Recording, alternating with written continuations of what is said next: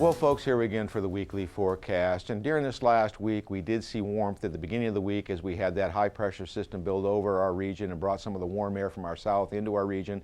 And the warmest day, of course, of this last 7-day period was Monday, when we seen 50s and some widespread 60s across the southern Nebraska. And then all of a sudden, we started to see the cold air slowly sag southward from northern Nebraska through southern Nebraska. Process took a couple days, and we actually seen some light snow accumulations across portions of the northern Panhandle and portions of north central Nebraska. Unofficially, between 1 and 4 inches were reported. There was a small area just to the south of this region that received up to ½ an inch of snowfall. And then once you got within the central Nebraska and points southward, trace amounts to no precipitation reported outside of a few flurries. Now, before we get to the main maps today, we have done a change in our maps. Instead of trying to combine the upper air and the surface maps, we're going to give you the upper air, then the surface maps, and the precipitation maps. And hopefully this will take away some of the confusion with all the lines on our maps and make it much easier to understand this forecast.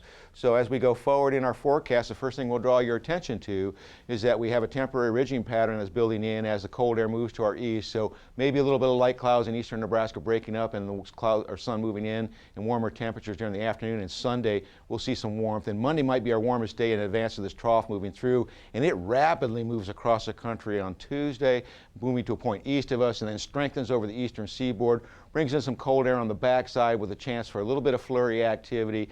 And then we start to see the ridge build back in toward the later part of the week, with very warm conditions building right back in for next weekend. So wait a week and we're going to have a really nice weekend ahead of us. And in terms of the surface configuration, the low associated with the cold air will be pivoting toward the east over the next 24 hours. And then we'll see lows organizing this weekend, basically over the front range of the Rocky Mountains, until that upper trough starts to push through.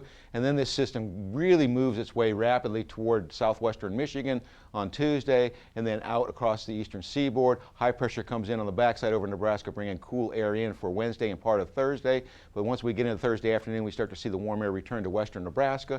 And by the time we get to Friday, we'll see a big southwest flow at the surface, bringing warmth from the southwestern United States into the central plains for the start of what looks to be a very warm weekend. In terms of precipitation, most of the precipitation for the first half of this period remains to our west as we see that low coming on board. So we're looking for anywhere from 1/4 to up to 3 inches of moisture in the portions of northern California. The snow levels start to decrease as the systems take shape on Monday, and then rapidly skews to the east. Now, this doesn't mean we're precipitation free. It means the heaviest precipitation, 1/4 inch or more, remains to the east of us.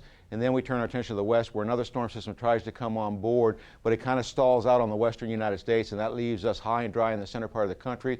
With building heights, that means warmer temperatures coming online. And we can see that with the 8 to 14-day forecast, as from next Thursday to the following Tuesday, that warmth starts to build eastward, and it covers a substantial portion of the country, and this will probably last even longer than the following Tuesday. It looks like much of the second week, full week of February will be warmer than normal. And in regards to precipitation, of course, with that ridge building eastward, we would expect dry conditions across the southern plains, weaker chances across the northern plains.